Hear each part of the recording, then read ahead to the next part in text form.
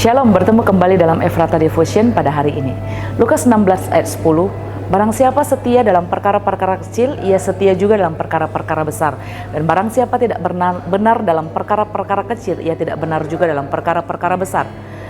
Bagaimana kita akan dipercayakan sesuatu apabila kita malas update dan upgrade, tidak loyal dan tidak fokus sama yang dipercayakan, malah sibuk mengkritik kerjaan orang lain.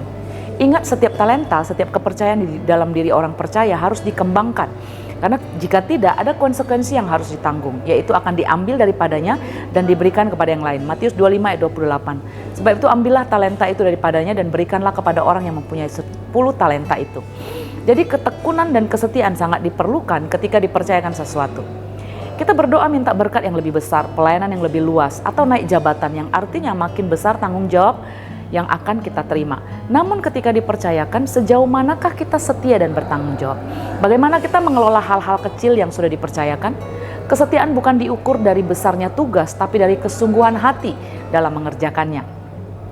Alkitab menunjukkan bahwa Tuhan mempercayakan lebih banyak kepada mereka yang setia. Yusuf tetap setia ketika menjadi budak dan di penjara, sehingga akhirnya Tuhan mengangkatnya menjadi pemimpin di Mesir. Daud setia menggembalakan domba sebelum dipercaya memimpin bangsa Israel. Mereka tidak langsung menerima posisi besar, tetapi membangun karakter melalui kesetiaan dalam tanggung jawab yang kecil. Kepercayaan adalah salah satu pemberian yang sangat berharga. Ketika seseorang dipercayakan sebuah tugas tanggung jawab atau bahkan rahasia, sesungguhnya ia sedang menerima sebuah kesempatan untuk menunjukkan karakter yang Tuhan sedang bentuk di dalam hidupnya. Bagaimana kita menjalaninya akan mempengaruhi tanggung jawab dan kepercayaan berikutnya. Seorang pemimpin biasanya memegang data atau riwayat kualitas pekerjaan seseorang sebelum ia memberikan kepercayaan atau tanggung jawab kepada seorang itu.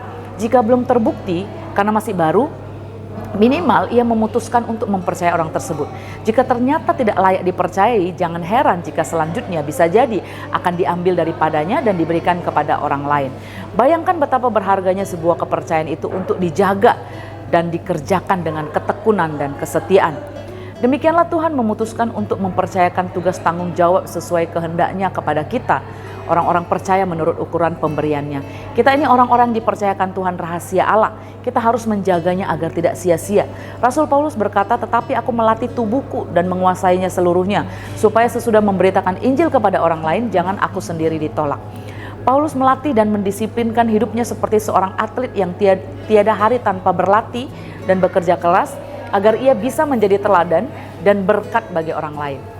Gak jarang tanggung jawab yang dipercayakan itu berat dan di luar kemampuan kita.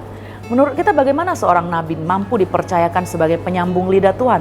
Bukan dengan kemampuan diri, tapi dengan mereka senantiasa menjaga hubungan yang karib dengan Tuhan sehingga mereka sangat peka akan suaranya.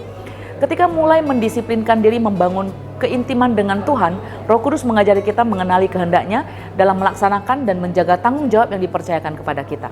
Jaga hati dan motivasi kita. Orang melihat dari penampilan luar, tapi Tuhan mengetahui sampai kedalaman hati dan tidak dapat dikelabui.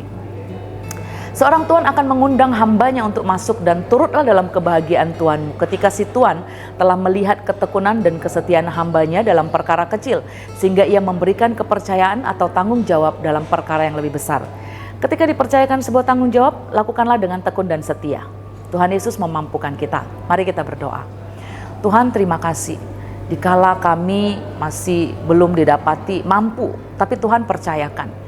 Dan ketika Tuhan sudah percayakan, tolong kami untuk tetap setia dan tekun menjalaninya. Kami mau jaga kepercayaan yang Tuhan sudah berikan dan percayakan.